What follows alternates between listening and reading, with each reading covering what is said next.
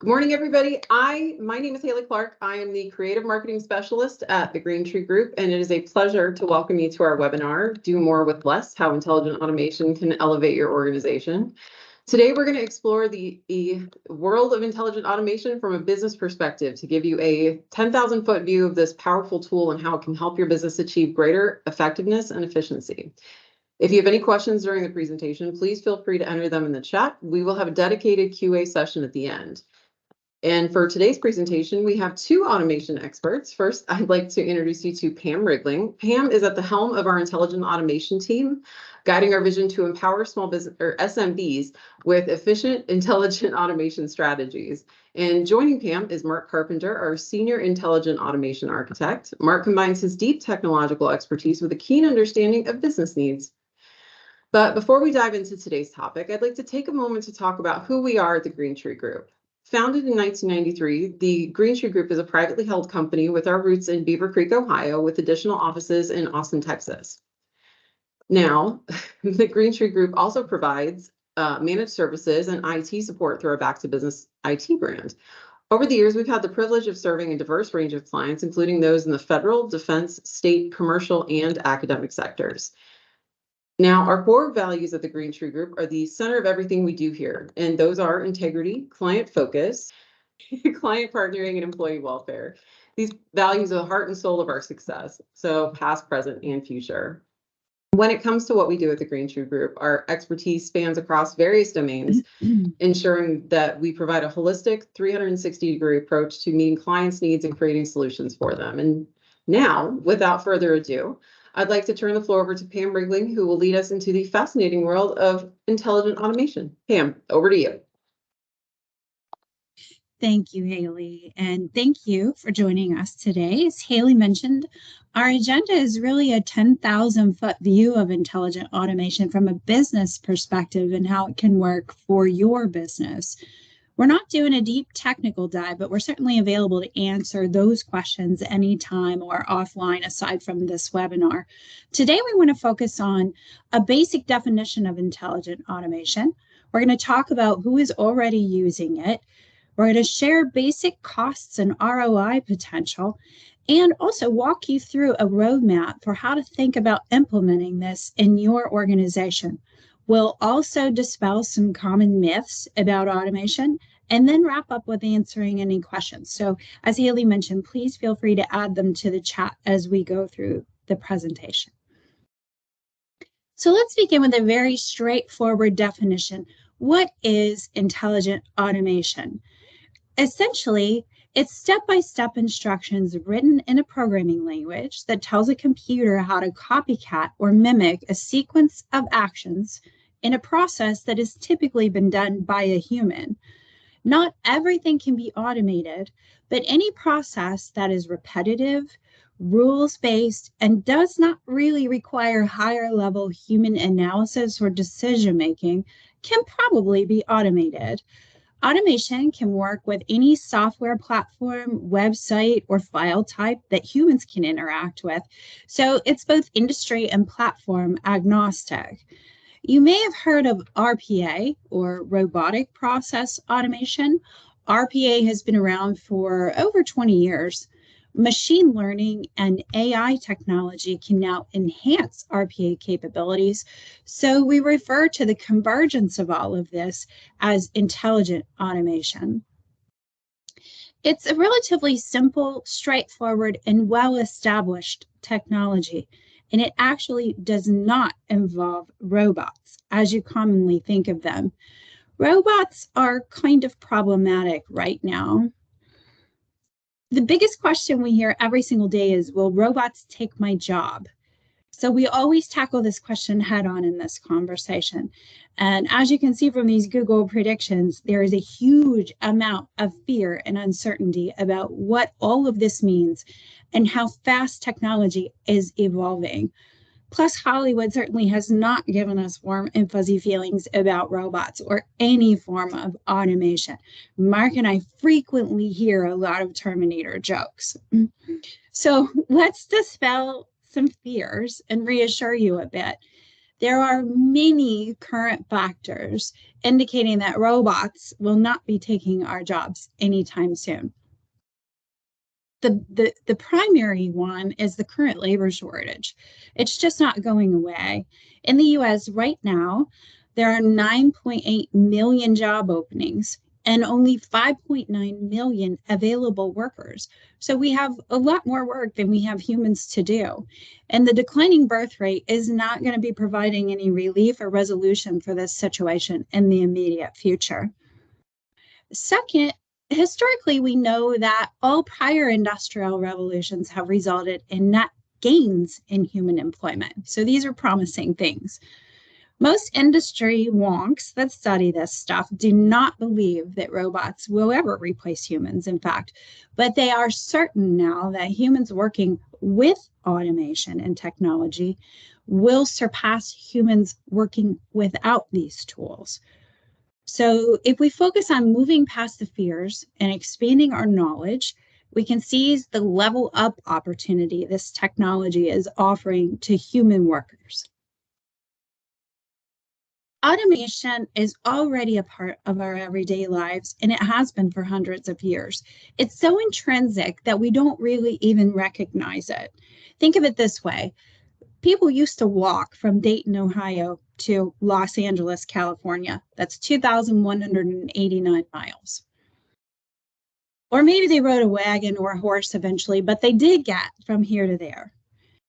When cars were invented, people stopped walking to California. When planes were invented, people stopped driving to California. And when the internet was invented, people stopped really physically going to California that much. So none of these transitions resulted in the downfall of humanity. The point is that we're already deeply and successfully invested in automation. Every process is a journey, and using the tools at your disposal to create the shortest distance from where you are to where you want to be is not a new or radical concept. In fact, it's a must. As I mentioned earlier, automation is not new. If automations are cars, we're way past the Model T. The big guys across the globe have long been running robust automation programs, and there's some examples here on this slide of large global corporations that have been doing this successfully for a lot of years. So somewhat this is your everyone else is doing it illustration, but the point here is not FOMO or peer pressure. The takeaway is that we already have a great body of knowledge, use cases, best practices, lessons learned that support this as a proven technology. The early adopters have ironed out all the bugs and kinks to really evolve this to a well-tested and fine-tuned tech with minimal risk. And because of a variety of factors, low unemployment, high wages, the need to compete globally, and the abundance of tool options in the marketplace now that has driven down the cost of the tools, the adoption rate for the small and mid-sized business space is really at an optimal place. SMBs are the lifeblood of the global economy and certainly our core focus at the Greentree Group. So bringing this technology to the SMB community and encouraging that adoption and that level up empowerment is really a number one driver for our team and for process automation in general. There are millions of documented use cases of intelligent automation at work actively in organizations all over the world. It's industry agnostic, and it's not an exaggeration to say that it can be impactful anywhere a computer is being used. Now, if you're a sole practitioner artisan that builds handmade cuckoo clocks, first of all, let me say that's awesome. Second of all, we probably cannot help you with automation.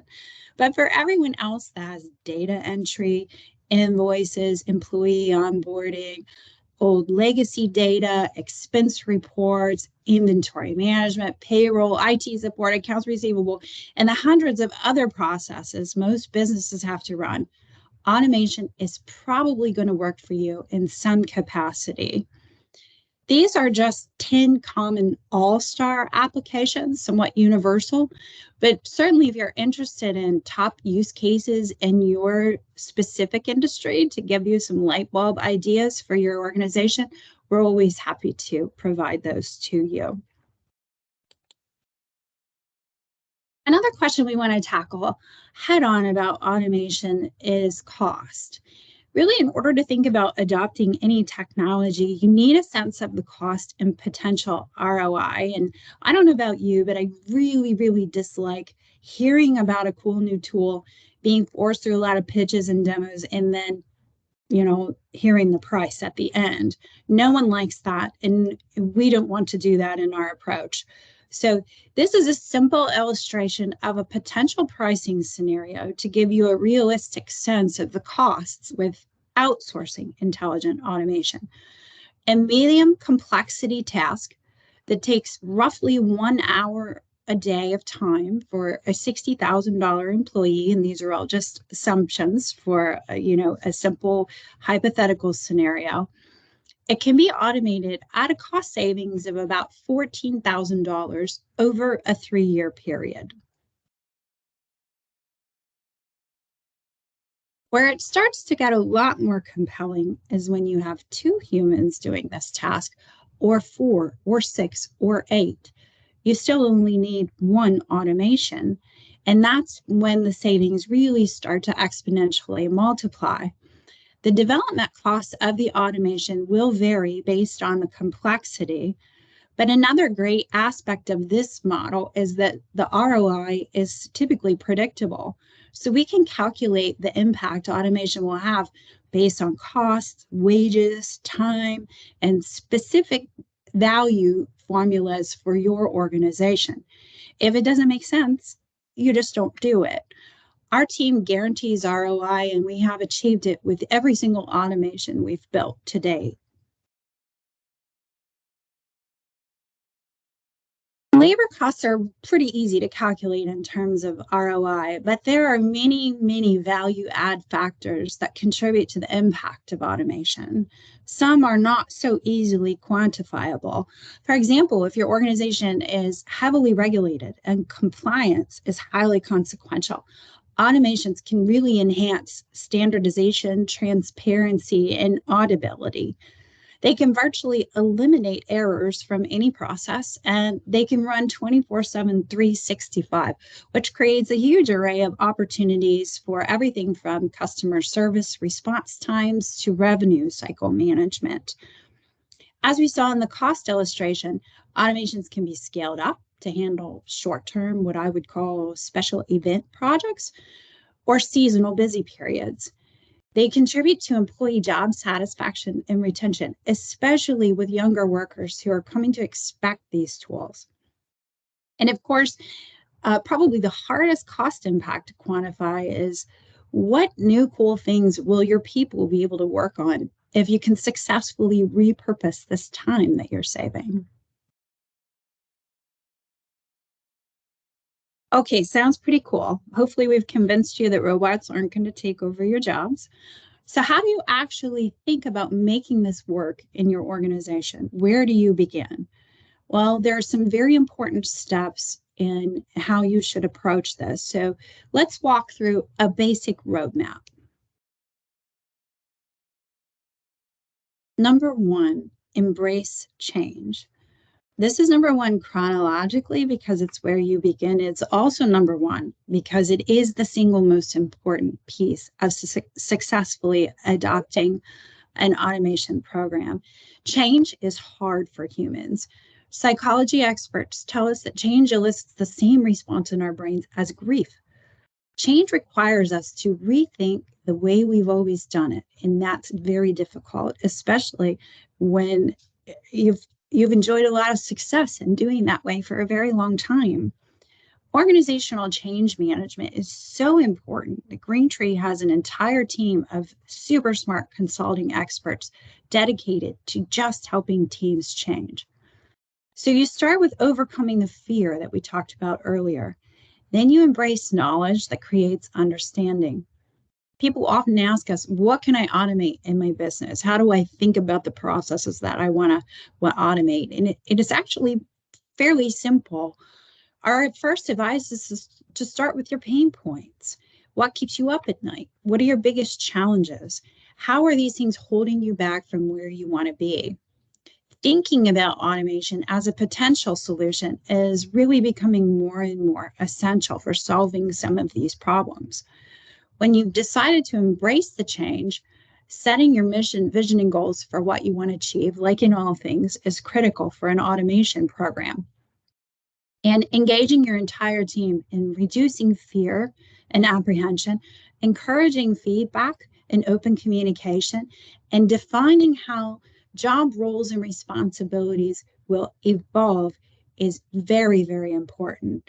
Technology is meaningless unless humans understand it and want to use it. The next step is really determining the structural framework of how you want to go about this. Do you want to hire people and do this yourself within your company, or outsource?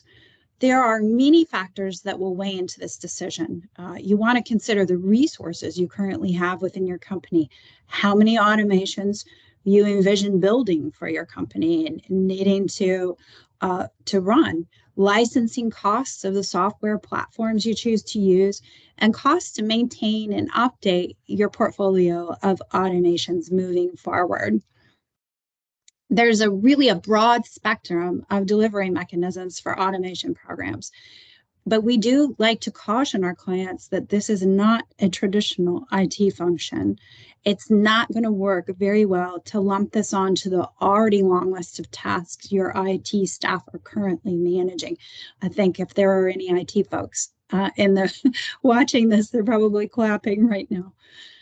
It is a specialized skill set that is just as much about understanding people and process efficiency as it is about writing code and developing applications.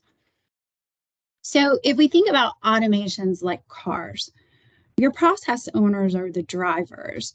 What is the best way to get the cars you need for your drivers? If you start to Google intelligent automation, you'll find thousands of articles, advertisements, and software providers. Some are selling fully built cars. Some are selling boxes of car parts that you have to assemble yourself. Some are selling aftermarket lighting effects. Some are selling GPS devices that create roadmaps for your process. Some you have to buy, some you lease, some you pay to drive by the mile. None of them have prices listed on stickers on the windows, and most will not allow you to test drive them. It is a very overwhelming marketplace. But if you think of your process owners as the drivers, or yourself as the driver of a process, you know the road very well. You can navigate by the sun, you know all the twists and turns along your route. In fact, you've never even had an accident. You are an amazing driver. So if I bring you a box containing all the pieces of an engine disassembled, you can build a car, right? But wait, we'll give you the instructions and online training courses to learn how to build the car, and so it should be easy, right? Not really. I certainly cannot build a car. So that's the problem. That's the potential disconnect. It's not really logical that being a great driver automatically makes you a qualified and capable mechanic. You want to be sure that taking on an automation initiative does not derail your initial purpose, which was to create efficiency and ROI. Building an in-house team does make sense at a certain scale. In fact, most large companies have their own in-house departments. They're called centers of excellence, usually, that build and maintain automations. But there's a significant upfront investment required to successfully build this internally. For most small and mid-sized businesses, hiring an outside consultant to provide automation as a service is probably a much more cost-effective, practical, and minimal risk way to quickly realize value and ROI faster and get your drivers on the road quickly. And with that, I'm going to turn it over to Mark, who is both a driver and a mechanic for the Greentree Intelligent Automation team. He's going to talk to you about the next steps in the process. Mark? Awesome. Thank you, Pam. That's a very generous compliment. So let's recap where we are. So now the stakeholders are prepared for change. We've selected our tool, so the stage is set. Next, we need to perform some process discovery and some process documentation. That means we need to figure out what we're going to automate. We need to document those processes, and then we can prioritize those processes in terms of your business initiatives. We need to think about what are your pain points, what are your needs. Sometimes we really want to focus on meeting compliance standards, generating ROI, or just general efficiency gains. Again, let's recap. We're looking for repeatable, rule-based tasks that don't require much, if any, human cognition. We want something so easy that an automation can do it. How do we document your process? Well, traditionally, we will partner with our clients and seek the wisdom of the process experts and the key stakeholders. And these serve as guides and insight. These people serve as guides and share their insights necessary for standing up the intelligent automation and RPA implementations. Sometimes we'll have process experts say that something isn't automatable because one part of the process just doesn't work, just can't be done, right? Well, to that we say, well, let's automate the part we can, and let's take it 90% of the way or 80% of the way and give you back some time. So the point there I'm trying to make is that automations don't have to do end to end, and we don't have to do every bit of a process. But if there's a subcomponent of that process that is the perfect candidate, then let's do that, and let's really save some time where we can and use the tool effectively. Also, just let me mention that there are tools out there that will help capture the process. They will automate this, and they will also automate the documenting of the process. And more come on the marketplace seemingly every day, and they're only getting better. So what do we look for when documenting processes? We capture the process as it currently exists, and we make note of how and where you want to take the process as a business owner and business leader. Some key things that we're looking for: the KPIs. What KPIs do we want to track? What are the reporting needs? What types of data are we going to interact with? How sensitive is that data? Does it contain PII or HIPAA? Performing process discovery and documentation has additional benefit, though, that isn't often thought of. It allows companies to realize their pain points and prioritize the relief of those pain points. Also, it allows the clients to see their processes with new eyes, and maybe even for the first time in a very long time. That alone can reveal that the process isn't quite something that they thought it was, or it's evolved to something that's quite different than what it set out to accomplish. Let me add that if we personally hear that something isn't a fit for automation, we aren't going to try to make it fit. If there's a tool that you currently have that can better accomplish the goal, or some other means that can better accomplish your goal, then we're going to suggest that you do that. Also, if the process is currently a nightmare, we will probably suggest a reimagining of the process rather than automating it, because automating it will only ensure that the train speeds faster into the train wreck rather than avoiding the train wreck altogether. So when we finish the step of process discovery and documentation, we will deliver a physical document, and that'll have all of the captured requirements and the process as it was laid out before us. So now that a process has been discovered and documented, assuming we're ready, we can begin development. The focus here is really building reliable, dependable solutions. We don't want to get this far and build something that is flimsy and is going to fail quickly and often, and that will only foster distrust in the process and future process automation.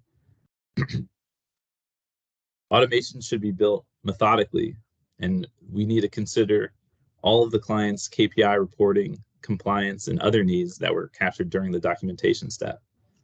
Another key is to develop with scalability in mind, so that as your business and automation practices grow, new automations can be built quickly by leveraging the code that we've used to build the previous automations and leverage those things that we've learned from previous automations.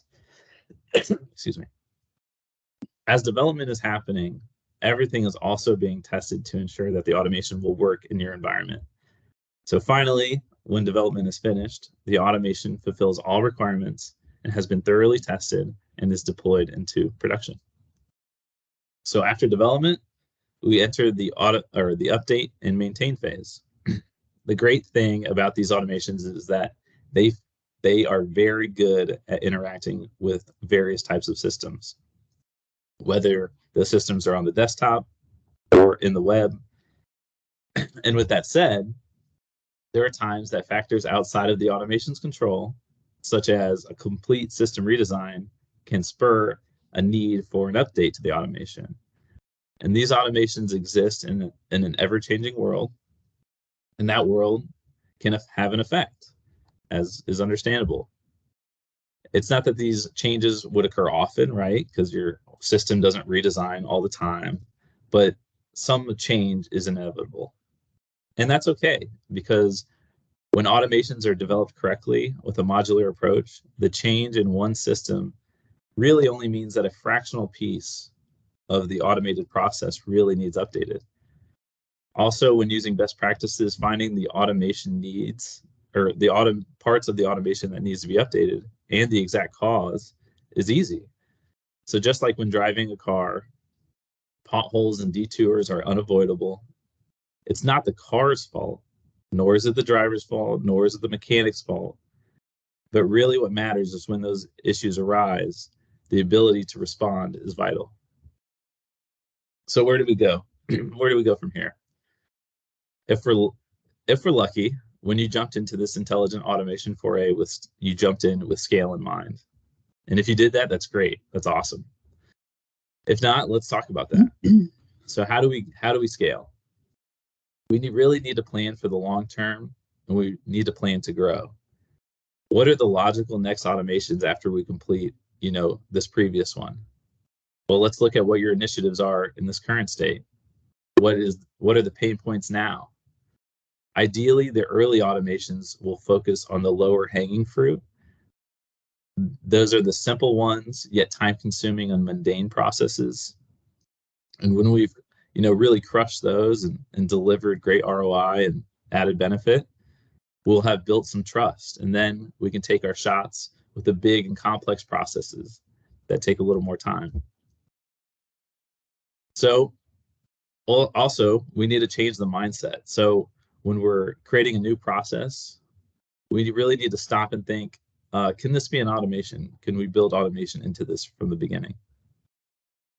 Embracing intelligent automation lays a really great foundation to improve your business, and it really positions you well to take more advancement in your own digital transformation. And that is all I have. And so I'll send it back to Pam. Thanks, Mark. There are probably some misconceptions about automation, and it's very important to us and our core values at Greentree to set the proper expectations for our clients. That really is the key to success in implementing any of these solutions. So what can and cannot automation do for your organization? We want to be clear that it is not a magic wand. It's not the right answer for every problem. In fact, we very often talk with organizations, as Mark mentioned, who already have a tool that they own and possibly underutilize that can create the solution they need. So we want to avoid adding to a tech stack or creating a new piece of technology when a better existing solution is already in place. It's very important to make sure automation is applied correctly, because ultimately we're invested in this as a solution, not just as a product or a piece of software. hopefully you believe me that automation is not going to replace human workers. So much conversation about this right now, but it's really important to think about automation, machine learning and AI as providing digital assistance to sort of amplify the ability of the human workers to do more and better things. It's too expensive. That is a myth. Many businesses believe automation is very expensive, and that is just not the case anymore. I think it was in its infancy, like many new technologies. But there are so many great providers in the marketplace now that you have a lot of options, and they're really starting to turn their focus to the SMB market space.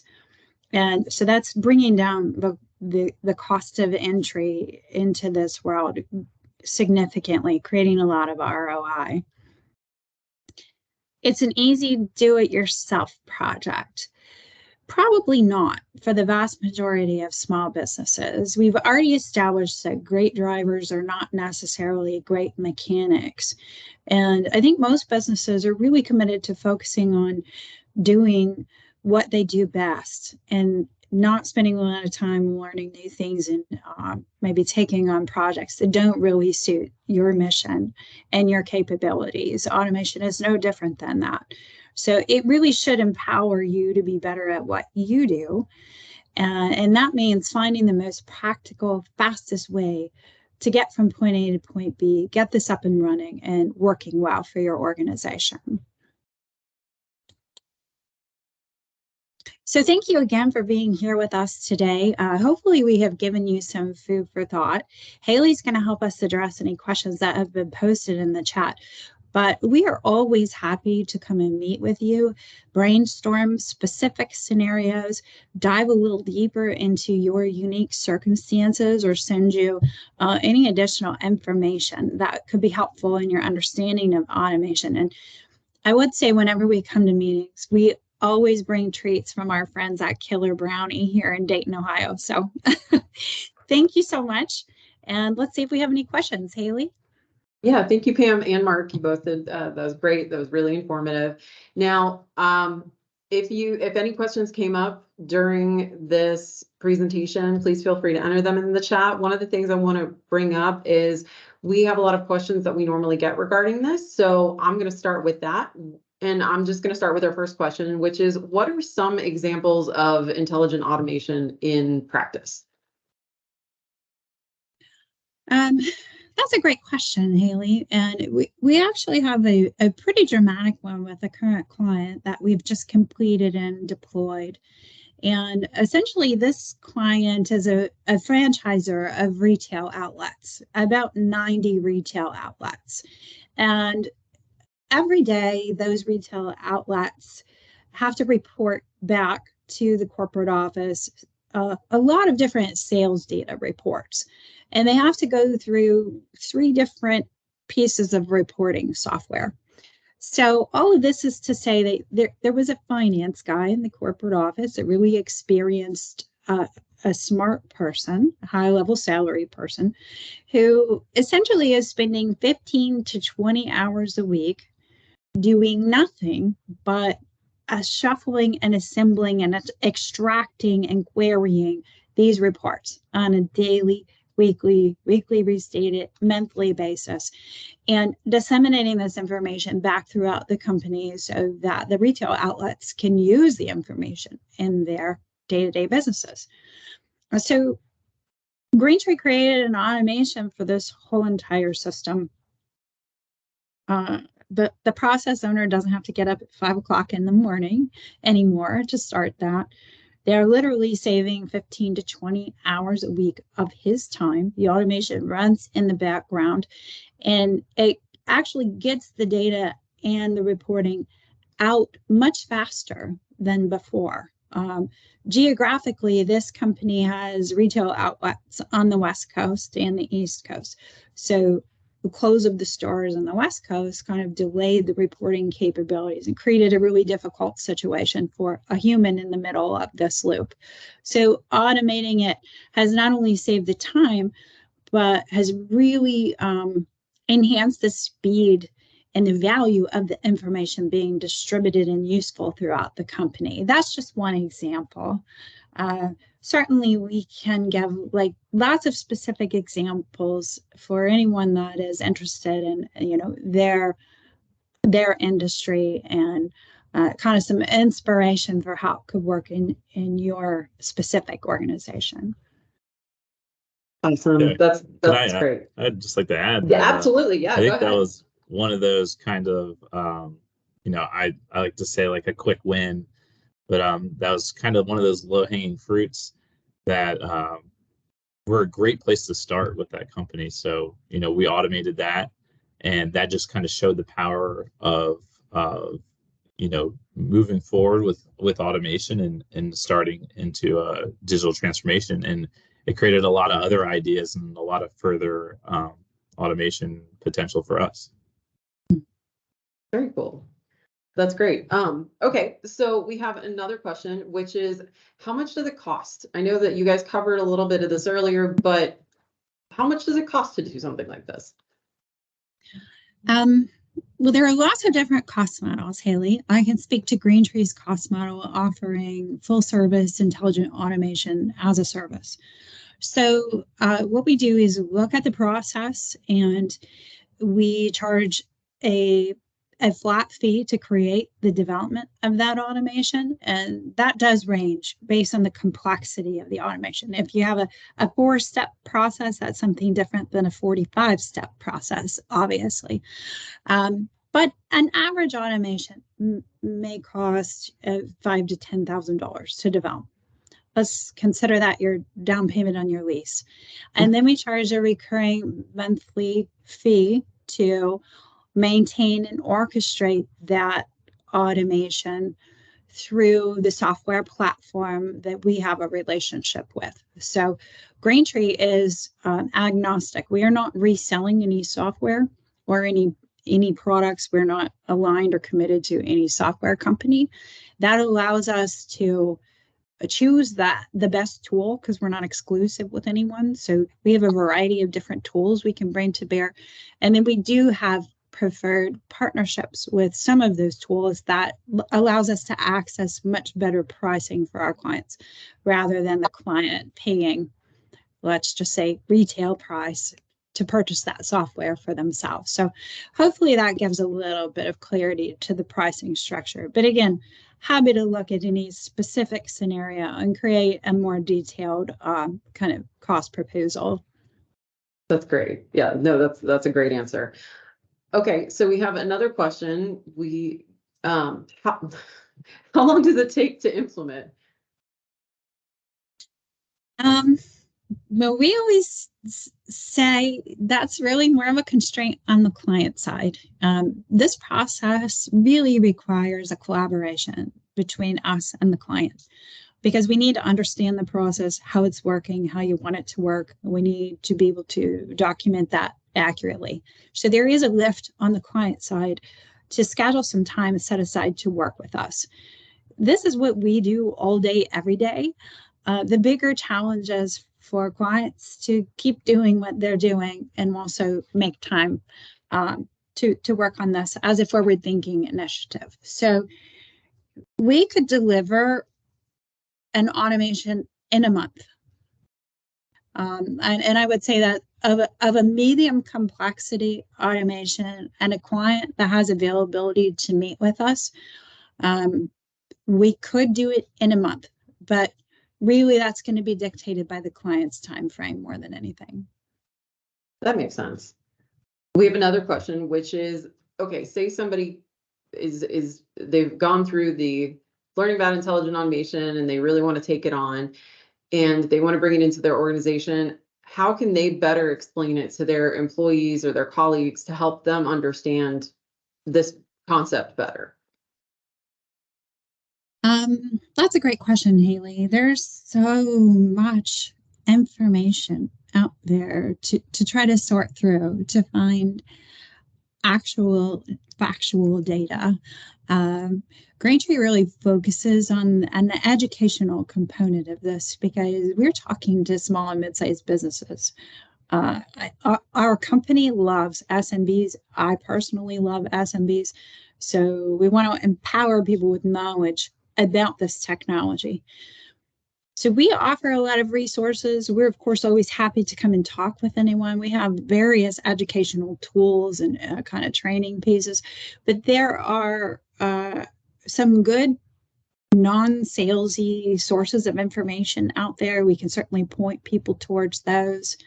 And we're happy to answer any questions or kind of assist on that level. For sure. No, that's great.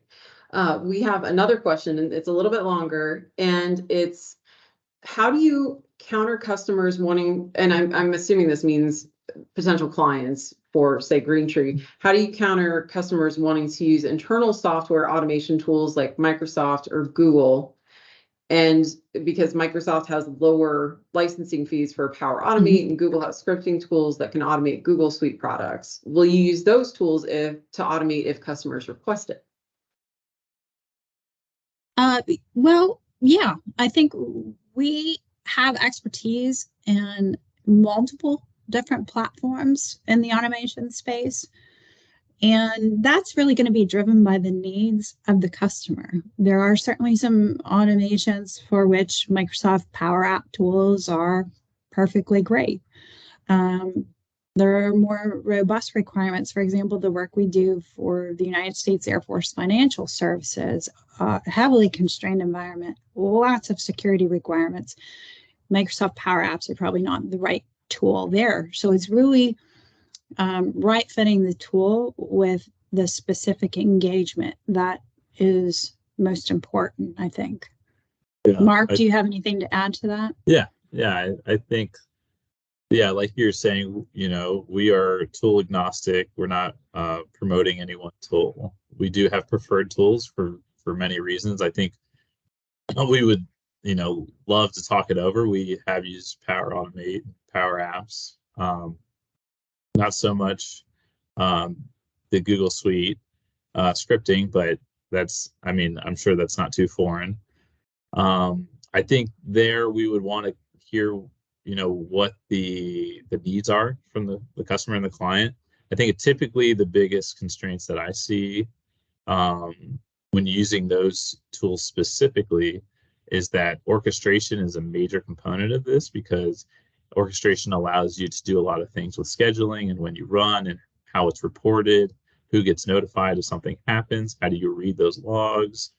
That's a bit technical per se, but I guess all of these tools automate existing platforms. So you really want to make sure that you aren't going to build a system that will need update, and you will be able to use that tool to update it, right? Because who's going to use it? How's it going to be reported? All those things need to be considered not more than, but also in addition to the cost. That makes sense. Well, that's great. Well, we have 2 minutes, and I have one more question to ask you guys, which is, what industries can this be used for? All of them except for handmade cuckoo clock builders. No, that is a great question, and we hear this very, very often. Well, I work in healthcare. I work in manufacturing. Can this be used in education? The short answer is yes, probably. It is not really specific to any one industry. I think the qualifiers for automation are more the characteristics of the process. Is it repeatable? Is it done at a significant enough volume that it makes sense to automate it? If it's something you only do once a year, probably doesn't make sense. Does it exist in a sort of predictable, stable environment? Are the systems involved in this process, or the pieces of software or websites, relatively stable? And it doesn't, for example, you're not automating pieces of an accounting system that you're planning to change in 3 or 4 months.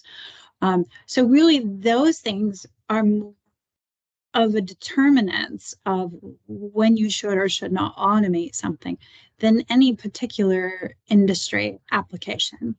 And that's not to say we don't have some all-stars for each industry. There's just too many to kind of name. So we're, again, always happy to give lists of automation all-stars for very specific applications.